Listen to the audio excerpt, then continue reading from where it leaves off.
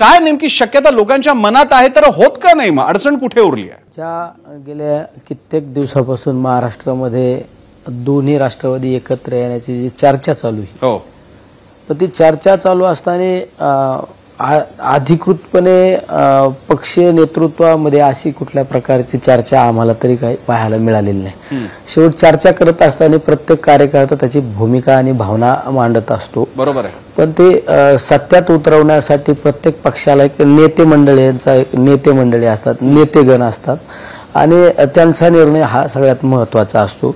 मी तर बऱ्याच वेळा सांगतो, आमच्यासारख्या कार्यकर्त्यांचं जेवढं वय आहे त्यापेक्षा जास्त राजकीय अनुभव असणारी ही सर्व नेते मंडळी.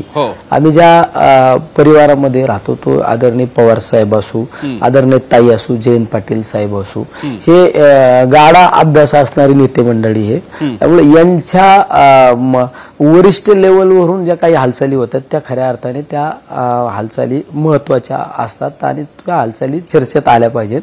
पण सध्या कार्यकर्त्यांमध्ये एक प्रत्येक कार्यकर्त्यांमध्ये एक चर्चा चालू आहे, पण माझ्या माहितीनुसार अशी कुठली चर्चा माझ्या तरी कुठल्या कानावर आलेली नाही.